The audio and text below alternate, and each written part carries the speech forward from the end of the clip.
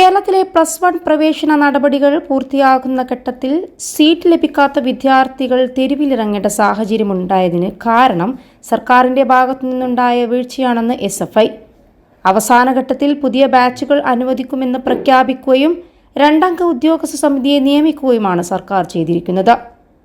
ആകെ അപേക്ഷകരായ വിദ്യാർത്ഥികളുടെ എണ്ണവും ഗവൺമെന്റ് എയ്ഡഡ് സീറ്റുകളുടെ എണ്ണവും തമ്മിലെ അന്തരം സർക്കാരിന് നേരത്തെ അറിവുള്ളതാണ് എന്നിരിക്കെ സമരങ്ങളും പ്രക്ഷോഭങ്ങളും കഴിഞ്ഞ് പ്രതികരിക്കുന്ന രീതിയാണ് സർക്കാർ ഇത്തവണയും തുടരുന്നത്.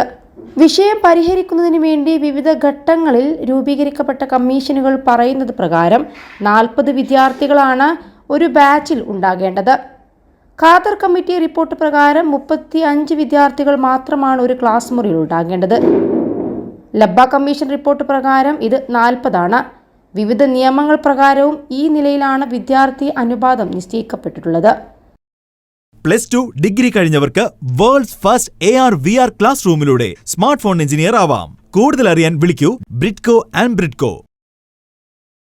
CBSEയുടെയും NEPയുടെയും നിർദ്ദേശവും 40 സീറ്റ് എന്നതാണ്. കേരളത്തിലെ ഹയർ സെക്കൻഡറി നിയമവും നിഷ്കർഷിക്കുന്നത് ഇതേ അനുപാതം തന്നെ.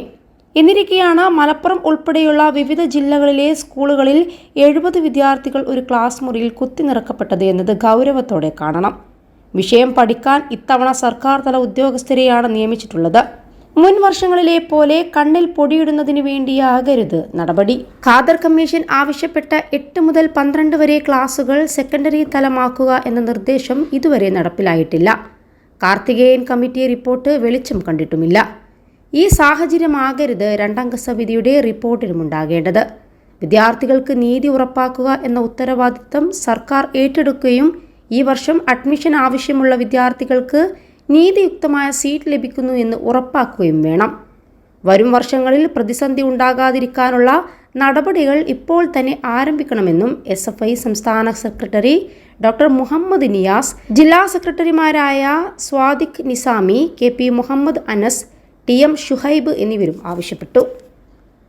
21 ലക്ഷത്തോളം സന്തുഷ്ടരായ ഉപഭോക്താക്കളും 2 ലക്ഷത്തോളം തിമിര ശസ്ത്രക്രിയകളും പൂർത്തിയാക്കിയ മലബാറിലെ ഏക കണ്ണാശുപത്രി അൽ സലാമ ഹൈ ഹോസ്പിറ്റൽ റോഡ്, പെരിന്തൽമണ്ണ.